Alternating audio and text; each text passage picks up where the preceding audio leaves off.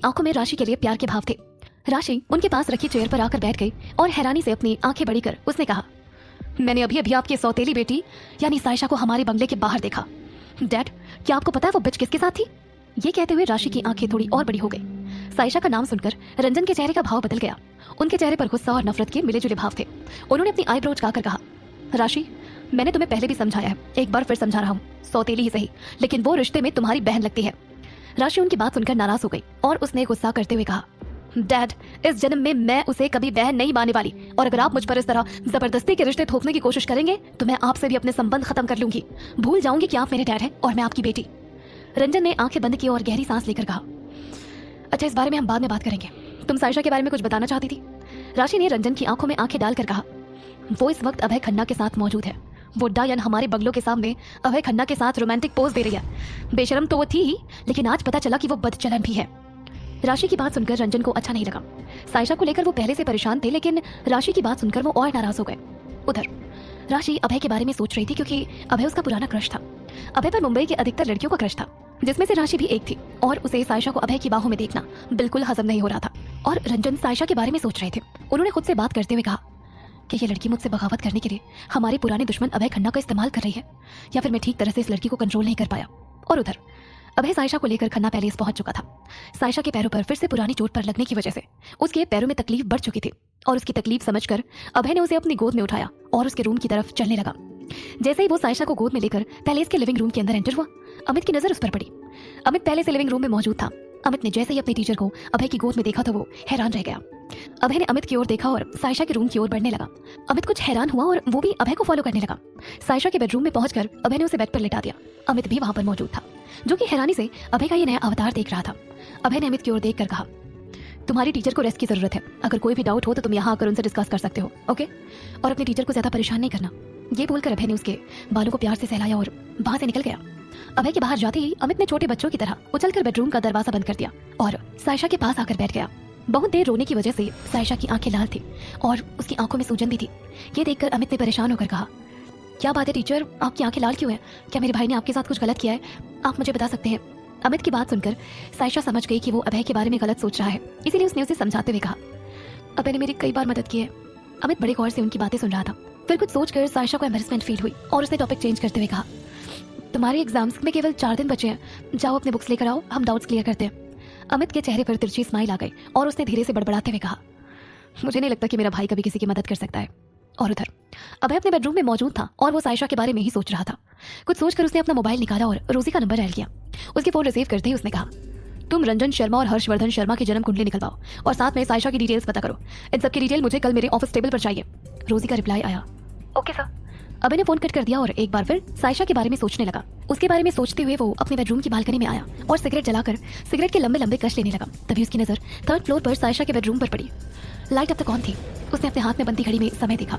रात के 10 बज चुके थे। उसने खुद से बात करते हुए कहा, रात हो चुकी है, क्या अमित अब तक सायशा से ट्यूशन ले रहा है?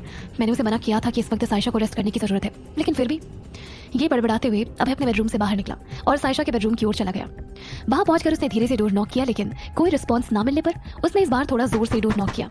डोर ओपन होने की वजह से वो अपने आप बेडरूम के अंदर की ओर खुल गया। डोर ओपन देखकर अभय ने धीरे से बेडरूम के अंदर झांक कर देखा। वहां अमित मौजूद नहीं था। इस वक्त सायशा अपने बेड पर पेट के बल लेटी हुई थी। उसके कानों में हेडफोन लगा हुआ था और वो अपनी कॉपी में कुछ नोट कर रही थी।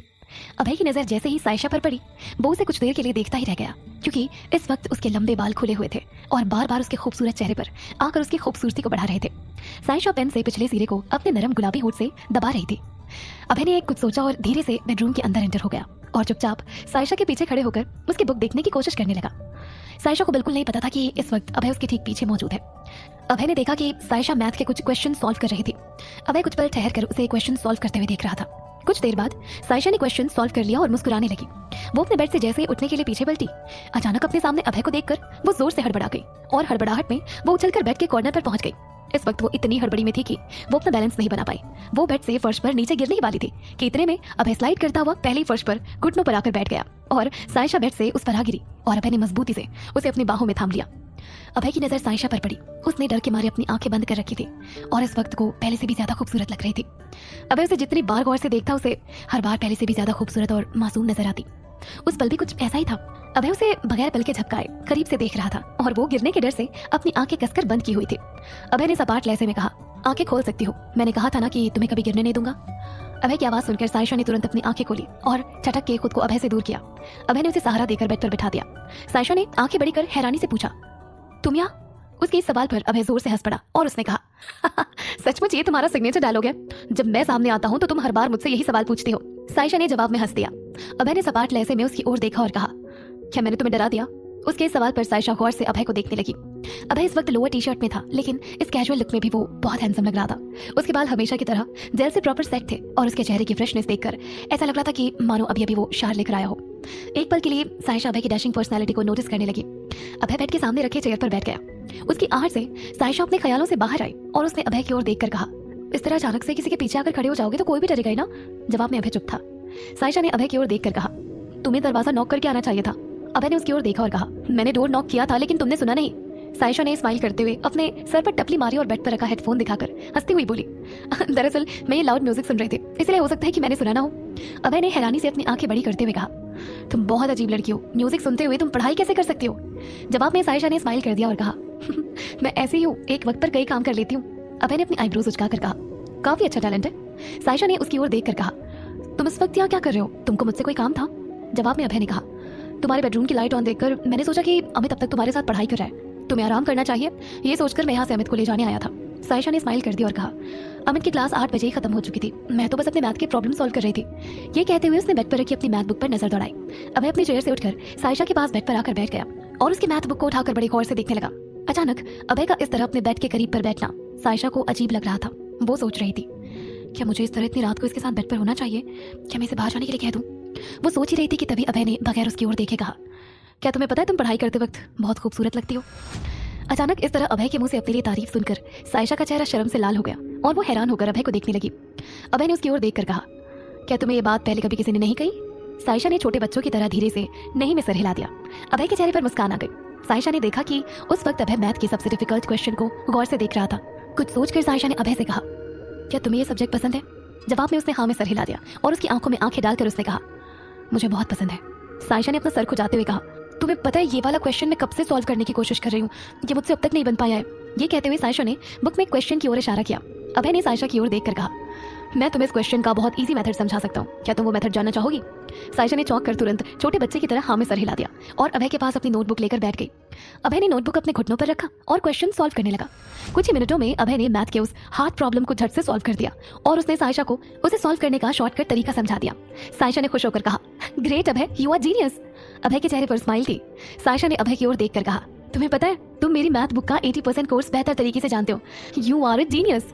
अभय ने उसकी ओर देखा और अपने कंधे उचकाकर कहा, बस ये तो मेरे दाएं हाथ का खेल था। जवाब में सायशा उसकी ओर देखने लगी। अभय ने कहा, तुम चाहो तो मुझसे अपने कुछ और डाउट्स भी क्लियर कर सकती हो।